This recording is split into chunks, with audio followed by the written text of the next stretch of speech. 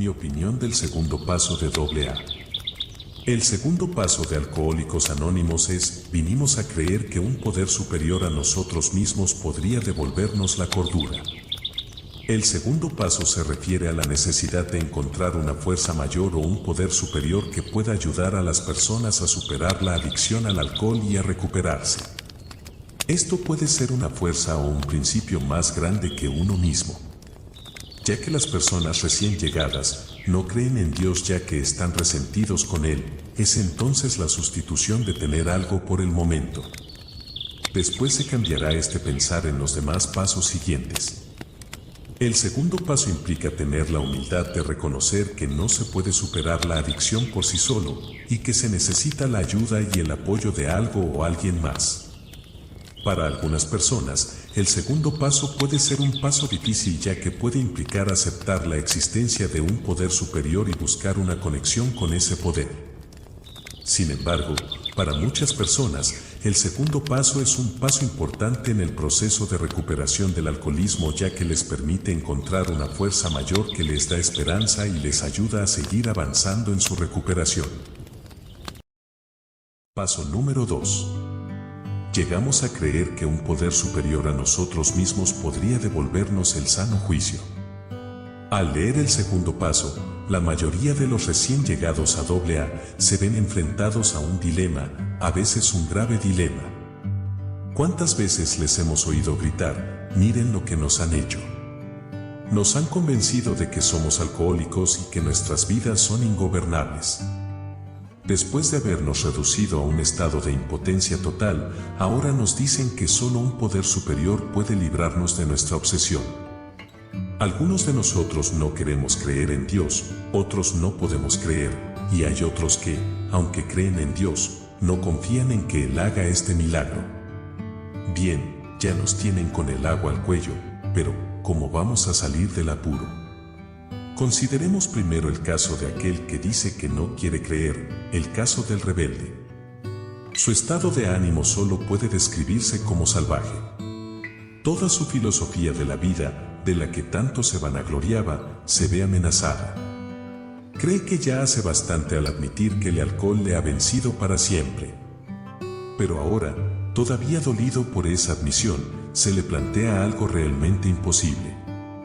Cuánto le encanta la idea de que el hombre, que surgió tan majestuosamente de una sola partícula del barro primitivo, sea la vanguardia de la evolución, por consiguiente, el único Dios que existe en su universo. ¿Ha de renunciar a todo eso para salvarse? Al llegar a este punto, su padrino se suele reír. Para el recién llegado, esto es el colmo. Es el principio del fin. Y es cierto, es el principio del fin de su antigua forma de vivir y el comienzo de una nueva vida. Su padrino probablemente le dice: tómatelo con calma. El traje que te tienes que poner no te va a quedar tan estrecho como tú te crees. Vamos, yo no lo he encontrado tan estrecho, ni tampoco un amigo mío que había sido vicepresidente de la Sociedad Americana de Ateísmo. Él se lo puso y dice que no le aprieta en absoluto. De acuerdo, dice el recién llegado, sé que lo que me dices es la verdad. Todos sabemos que AA está lleno de personas que antes pensaban como yo. Pero, en estas circunstancias, ¿cómo quieres que me lo tome con calma? Eso es lo que yo quisiera saber. Muy buena pregunta, le responde el padrino. Creo que puedo decirte exactamente cómo tranquilizarte. Y no vas a tener que esforzarte mucho. Escucha, si tuvieras la bondad, las 3 siguientes afirmaciones. Primero, Alcohólicos Anónimos no te exige que creas en nada. Todos sus 12 pasos no son sino sugerencias. Segundo, para lograr y mantener la sobriedad, no te tienes que tragar todo lo del segundo paso en este preciso momento. Al recordar mi propia experiencia, veo que me lo fui tomando en pequeñas dosis. Tercero, lo único que necesitas es una mente verdaderamente abierta. Deja de meterte en debates y de preocuparte por cuestiones tan profundas como el tratar de averiguar si fue primero el huevo o la gallina. Te repito una vez más, lo único que necesitas es una mente abierta. El padrino continúa, fíjate, por ejemplo, en mi propio caso. Estudié una carrera científica. Naturalmente respetaba, veneraba e incluso adoraba la ciencia. A decir verdad, todavía lo hago, excepto lo de adorarla.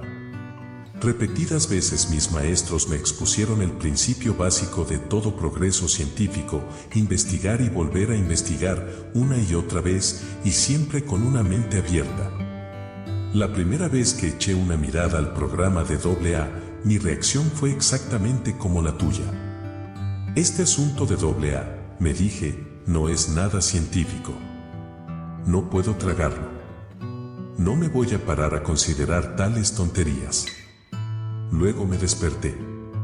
Tuve que admitir que AA producía resultados, prodigiosos resultados. Me di cuenta de que mi actitud ante estos había sido muy pronto científica. No era AA quien tenía la mente cerrada, sino yo. En el instante en que dejé de debatir, pude empezar a ver y sentir.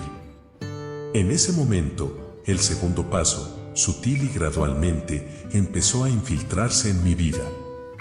No puedo fijar ni la ocasión ni el día preciso en que llegué a creer en un poder superior a mí mismo, pero sin duda ahora tengo esa creencia.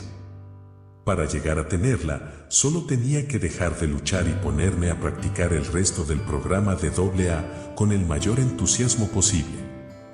Claro está que esta es la opinión de un solo hombre basada en su propia experiencia. Me apresuro a asegurarte que, en su búsqueda de la fe, los AA andan por innumerables caminos.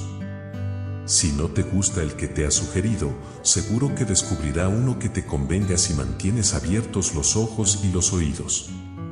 Muchos hombres como tú han empezado a solucionar el problema por el método de la sustitución. Si quieres, puedes hacer de AA tu poder superior. Aquí tienes un grupo grande de gente que ha resuelto su problema con el alcohol. En este sentido, constituye sin duda un poder superior a ti, ya que tú ni siquiera te has aproximado a encontrar una solución. Seguro que puedes tener fe en ellos. Incluso este mínimo de fe será suficiente. Vas a encontrar a muchos miembros que han cruzado el umbral exactamente así. Todos te dirán que, una vez que lo cruzaron, su fe se amplió y se profundizó. Liberados de la obsesión del alcohol, con sus vidas inexplicablemente transformadas, llegaron a creer en un poder superior, y la mayoría de ellos empezaron a hablar de Dios. Consideremos ahora la situación de aquellos que antes tenían fe, pero la han perdido. Entre ellos, se encuentran los que han caído en la indiferencia, otros que, llenos de autosuficiencia, se han apartado, otros que han llegado a tener prejuicios en contra de la religión, y otros más que han adoptado una actitud desafiante, porque Dios no les ha complacido en sus exigencias. ¿Puede la experiencia de AA decirles a todos ellos que todavía les es posible encontrar una fe que obra? A veces el programa de AA les resulta más difícil a aquellos que han perdido o han rechazado la fe que a aquellos que nunca la han tenido, porque creen que ya han probado la fe y no les ha servido de nada. Han probado el camino de la fe y el camino de la incredulidad. Ya que ambos caminos les han dejado amargamente decepcionados, han decidido que no tienen a dónde ir. Los obstáculos de la indiferencia, de la imaginada autosuficiencia, de los prejuicios y de la rebeldía les resultan más resistentes y formidables que cualquiera que haya podido erigir un agnóstico o incluso un ateo militante. La religión dice que se puede demostrar la existencia de Dios, el agnóstico dice que no se puede demostrar, y el ateo mantiene que se puede demostrar que Dios no existe. Huelga decir que el dilema del que se desvía de la fe es el de una profunda confusión. Cree que ha perdido la posibilidad de tener el consuelo que ofrece cualquier convicción. No puede alcanzar ni el más mínimo grado de esa seguridad que tiene el creyente, el agnóstico o el ateo. Es el vivo retrato de la confusión. Muchos AA pueden decirle a esta persona indecisa, sí, nosotros también nos vimos desviados de la fe de nuestra infancia. Nos vimos abrumados por un exceso de confianza juvenil. Por supuesto, estábamos contentos de haber tenido un buen hogar y una formación religiosa que nos infundió ciertos valores. Todavía estábamos convencidos de que debíamos ser bastante honrados, tolerantes y justos, que debíamos tener aspiraciones y trabajar con diligencia. Llegamos a la convicción de que estas simples normas de honradez y decoro nos bastarían.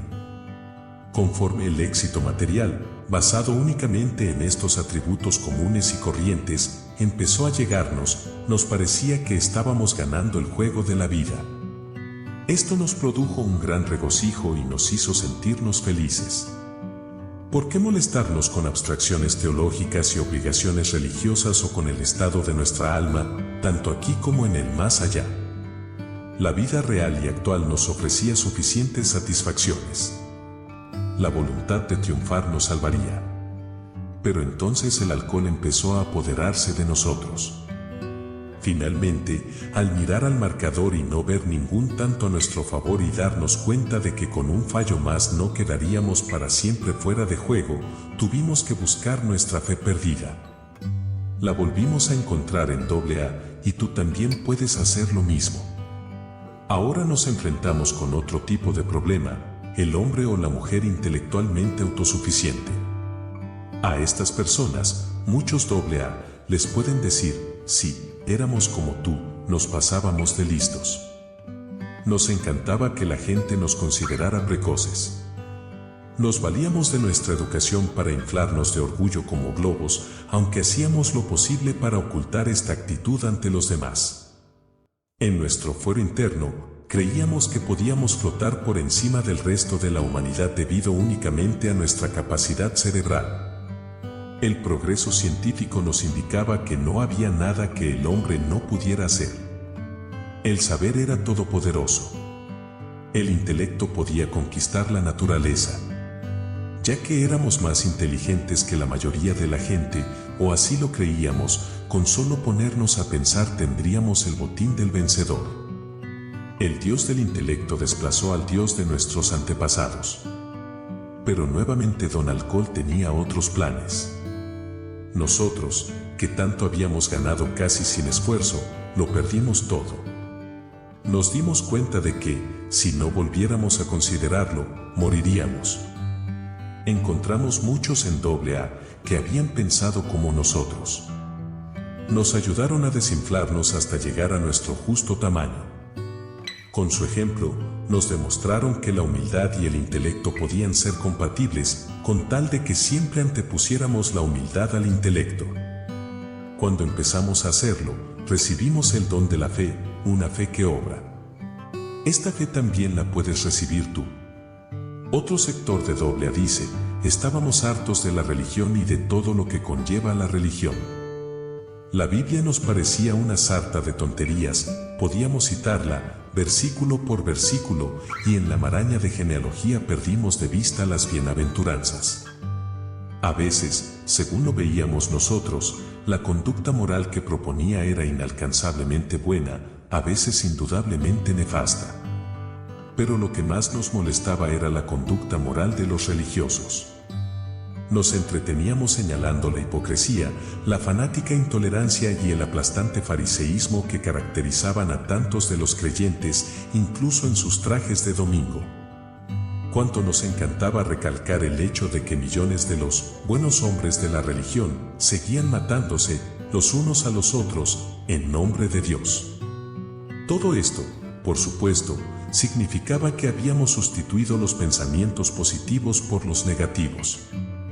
Después de unirnos a AA, tuvimos que darnos cuenta de que esa actitud nos había servido para inflar nuestros egos. Al destacar los pecados de algunas personas religiosas, podíamos sentirnos superiores a todos los creyentes. Además, podíamos evitarnos la molestia de reconocer algunos de nuestros propios defectos. El fariseísmo, que tan desdeñosamente habíamos condenado en los demás, era precisamente el mal que a nosotros nos aquejaba. Esta respetabilidad hipócrita era nuestra ruina en cuanto a la fe. Pero finalmente, al llegar derrotados a AA, cambiamos de parecer. Como los psiquiatras han comentado a menudo, la rebeldía es la característica más destacada de muchos alcohólicos. Así que no es de extrañar que muchos de nosotros hayamos pretendido desafiar al mismo Dios. A veces lo hemos hecho porque Dios no nos ha entregado las buenas cosas de la vida que le habíamos exigido, como niños codiciosos que escriben cartas a los Reyes Magos pidiendo lo imposible. Más a menudo, habíamos pasado por una gran calamidad y, según nuestra forma de pensar, salimos perdiendo porque Dios nos había abandonado. La muchacha con quien queríamos casarnos tenía otras ideas, rezamos a Dios para que le hiciera cambiar de parecer, pero no lo hizo. Rezamos por tener hijos sanos y nos encontramos con hijos enfermizos o sin hijos. Rezamos por conseguir ascensos en el trabajo y nos quedamos sin conseguirlos. Los seres queridos, de quienes tanto dependíamos, nos fueron arrebatados por los llamados actos de Dios. Luego, nos convertimos en borrachos y le pedimos a Dios que nos salvara. Pero no pasó nada. Esto ya era el colmo. Al diablo con esto de la fe, dijimos. Cuando encontramos AA, se nos reveló lo erróneo de nuestra rebeldía. Nunca habíamos querido saber cuál era la voluntad de Dios para con nosotros, por el contrario, le habíamos dicho a Dios cuál debería ser. Nos dimos cuenta de que nadie podía creer en Dios y, al mismo tiempo, desafiarle. Creer significaba confiar, no desafiar. En AA, vimos los frutos de esta creencia, hombres y mujeres salvados de la catástrofe final del alcoholismo. Les vimos reunirse y superar sus otras penas y tribulaciones. Les vimos aceptar con calma situaciones imposibles, sin tratar de huir de ellas ni de reprochárselo a nadie. Esto no solo era fe, sino una fe que obraba bajo todas las circunstancias. Para conseguir esta fe, no tardamos en encontrarnos dispuestos a pagar, con toda la humildad que esto nos pudiera costar. Consideremos ahora el caso del individuo rebosante de fe, pero que todavía apesta a alcohol. Se cree muy devoto. Cumple escrupulosamente con sus obligaciones religiosas. Está convencido de que cree todavía en Dios, pero duda que Dios crea en él. Hace un sinfín de juramentos solemnes. Después de cada uno, no solo vuelve a beber, sino que se comporta peor que la última vez. Valientemente se pone a luchar contra el alcohol, suplicando la ayuda de Dios, pero la ayuda no le llega. ¿Qué será lo que le pasa a esta persona? Para los clérigos, los médicos, para sus amigos y familiares, el alcohólico que tiene tan buenas intenciones y que tan resueltamente se esfuerza por dejar de beber es un enigma descorazonador. A la mayoría de los AA no les parece así. Multitud de nosotros hemos sido como él y hemos encontrado la solución al enigma.